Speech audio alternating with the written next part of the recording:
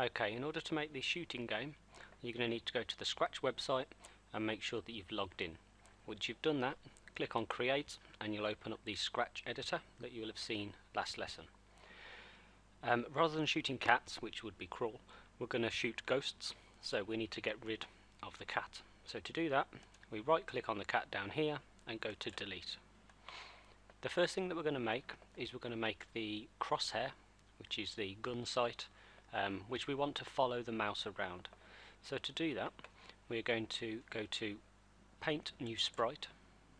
I'm going to make sure that we've got black selected, and I'm going to use the circle to draw a circle roughly in the middle.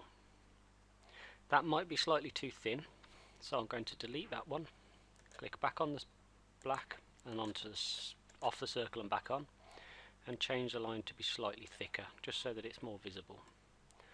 So I'm going to draw one circle there, then I'm going to draw another one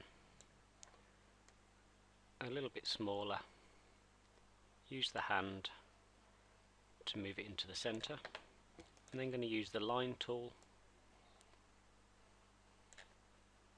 to draw out a crosshair, and using the paintbrush we'll have a red laser dot in the middle. Once we've done that, we need to make sure that this is perfectly centered to the screen. Now to do that, if you click on this button up here, you'll get a cross come up. You need to then hold the left mouse button down. You can move that around. You need to move it to the very center of your crosshair and let go, and it will adjust your sprite so that it's right in the middle. Once you've done that, click back on Scripts at the top, and we need to put some simple code so that this follows the mouse around. To do that, we're going to have, in the Events tab, we're going to choose When Flag Clicked. What we want to happen is, forever, we want that sprite to go to mouse pointer. Now it's slightly too big at the moment, so we're going to shrink that down so that it looks roughly like that. Then when we click the flag, the crosshair follows the mouse around. Press stop to stop that bit of code running. Now that we've done that, it's probably a good idea to save this, so we're going to change it from Untitled and call it Shooting Game, and press File, Save Now. Okay, once you've done that, we need to create another sprite, which is going to be the ghost that we're going to be shooting at. So click on this button here, choose Sprite from Library. Once you click on that, you scroll down, not all the way, and you'll find a ghoul. Choose that and press OK.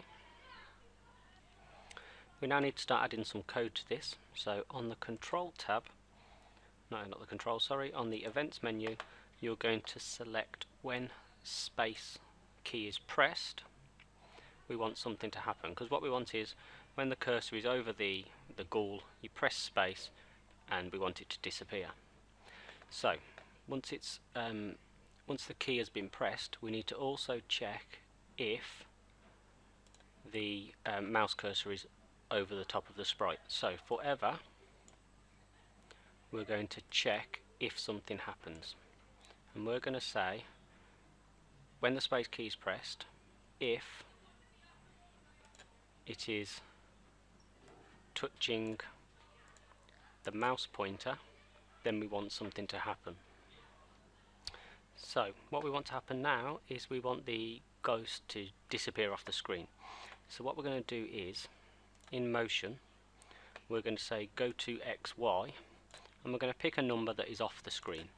So 300 and 300 will make it look like the sprite has disappeared, but really it will be hiding out the way up here. What we then need to do is make sure that this sprite doesn't do anything else. So in the Events menu, in the Control menu, we're going to choose Stop, and then we're going to change it to other scripts in this sprite. So anything else that we do on here will stop. I'm going to move that down there because in a moment we're going to be creating another bit of script at the top here.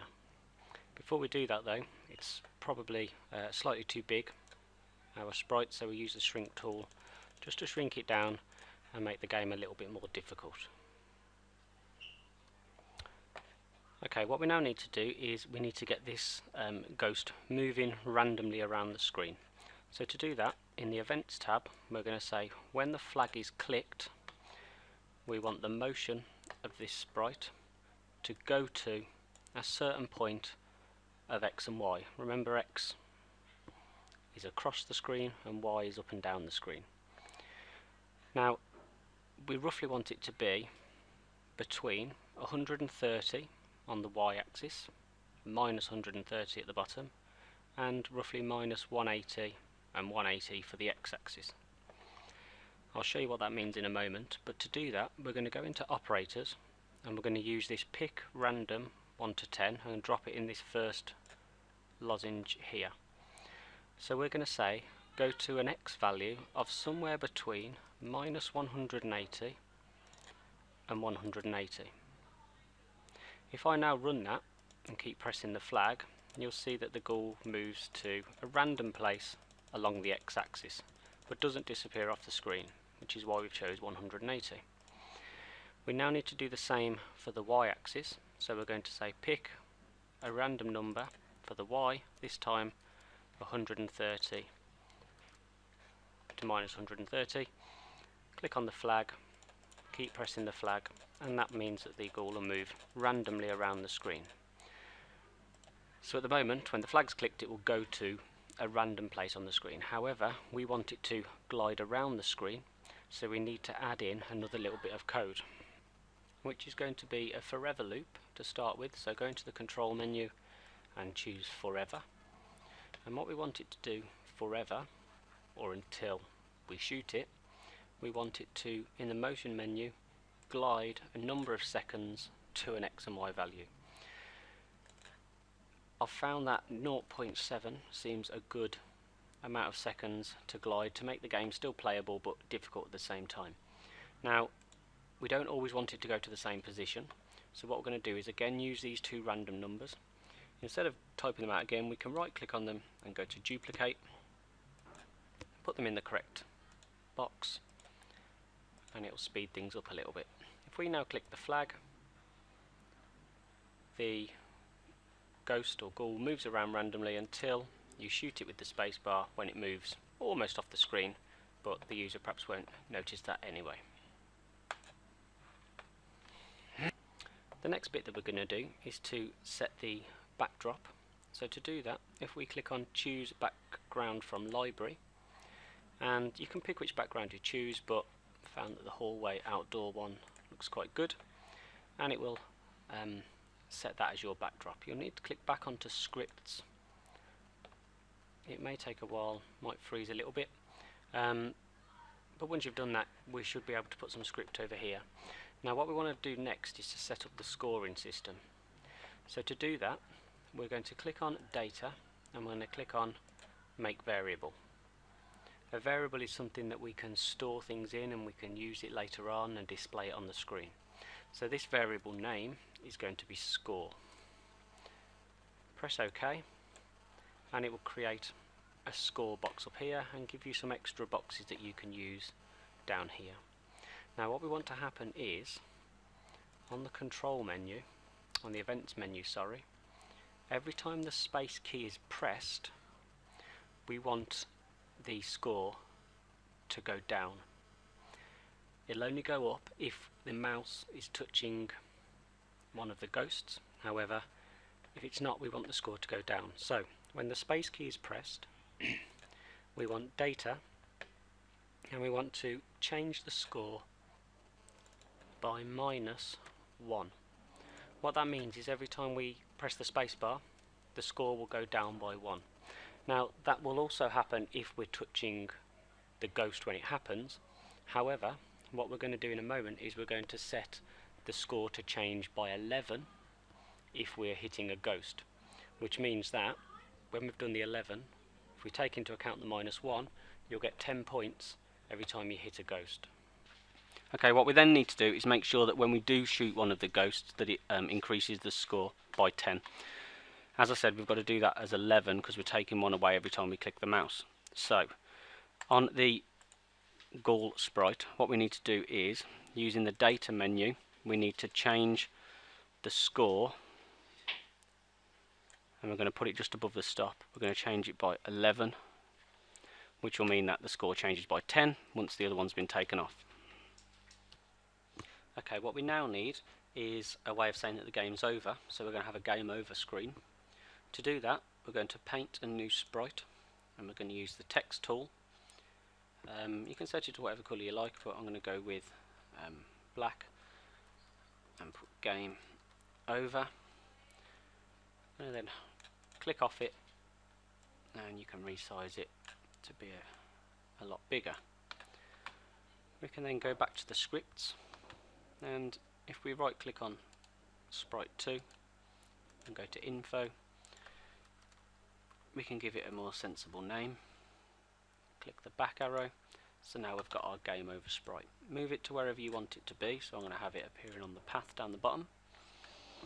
And now what we want to do is we want to make that appear once all of our 10 ghouls, which we haven't got yet but we will do soon, have all disappeared off the screen. To do that, we're going to create another variable by clicking on the data menu and clicking on make variable, and I just want you to call it number. Press OK and you'll have another box appear up here, so that we can change things for our variable number. Now what we're going to do is, every time we shoot one of the ghouls, we're going to increase this number by 1, and then when it hits a certain number, we'll know that they've all disappeared. To do that, on the ghoul sprite, what we need to do is, like we did with the change score by 11, we need to change the number by 1. That's going to increase this number over here by 1 each time. However, because we're going to end up with 10 ghouls, it's going to increase it by more than 1 each time, because each ghoul is going to be increasing it by 1. So what it actually ends up being is, once we've shot all of the 10, this number always ends up being 19. So what we're going to do is set some script on the game over sprite. So click on the game over sprite, and at the moment we haven't got any code on there. So if you click onto events, and when flag is clicked, the first thing that we're going to need to do is make sure that this is not visible. So we need to go into looks and then hide. What we're also going to do is set the number back to 0, because it's going to be a new game. So we're going to say set number to 0. Then, for the entire time that the game's running, so we're going to put a forever link in, we need to check whether or not that number has hit 19. And when it has, we'll get the game over to appear. So we're going to have an if then in here, and then in operators we're going to use this one, which has an equals between it. So what we're going to say is, if, in the data menu, if the number equals, you type in 19, then in looks we want that sprite to show. We also want the whole program to stop running, so in control we go to stop all. One other thing that we need to do is, every time we start the game we want the score to reset back to 0.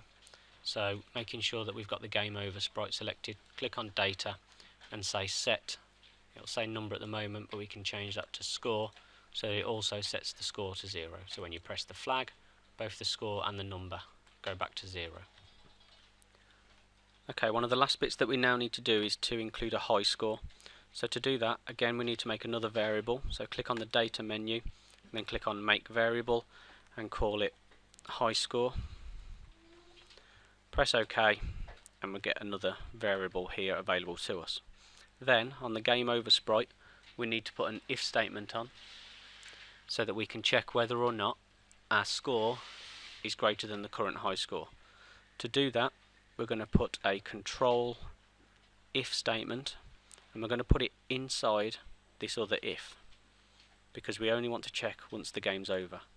The only problem with doing that is the show and the stop all end up going inside that if, and we don't want that, so drag those so that they go underneath it so that it looks like that. What we're then going to do in here, we're going to put in another operator to see whether or not our score is greater, which is the arrow pointing to the right, greater than the current high score. So what we're going to say is in data, if our score is greater than the high score, then we want to set the high score to be the current score.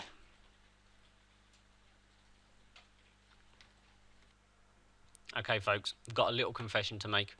I've made a mistake on this, well, 2 mistakes. So as long as you followed me correctly, you will have also made these same mistakes. Fairly easy to change. The first thing I want you to do is, where I've said if number equals 19, you need to change that to 10. And also, if you click on the ghoul down here, when I said when the space key is pressed, I've got a forever loop. We don't need the forever. We just need to have the if. So take the forever out by dragging it like I just did. You can then right click on forever and go to delete. There was no way I was going back through the whole video changing that, so hopefully you've been able to make those changes. If you haven't, just ask your teacher and they'll sort you out. Okay. Right, one of the final things that we need to do is to make sure that we have 10 of these ghouls. So to do that, if you right click on the ghoul and say duplicate, and we need to do that 9 times so that we end up with 10, because obviously we've already got one. So that's 1, 2, 3, 4, 5, 6, 7, 8, 9, and if you just scroll down, hopefully our last one should be ghoul 10. And now what we can do, if we click on the flag, hopefully all of our ghouls will move around. If we press the space bar and not hit anything, so down here you can see the score at the top going down by -1 each time. If we hit a ghoul, if I manage to, it goes up by 10, so we're now on 5. Once you've managed to shoot all of them, hopefully, as long as we've done everything correctly, it should pop up and say game over. Now obviously this time our high score has automatically changed to 91 because we didn't have one before. You can see the numbers got to number 10. If we were to play this again and beat the high score, it would replace it. If we don't beat the high score, then it won't replace it. So one way of cheating is to hold down the space bar. However, it tends to be that because of all the -1s, you end up with a very low score and it doesn't replace the high score. One last thing you're probably going to want to do just to make it more user friendly is we don't need to let the user see the number. So if we untick that box there, it will make the number disappear. We can perhaps move the high score up to the top like that. Hopefully your game's working. If it isn't, ask your teacher and they'll try and fix whatever problems that you've got. If not, go back to parts of the video that you think might be causing the problem and see if you can figure it out for yourself.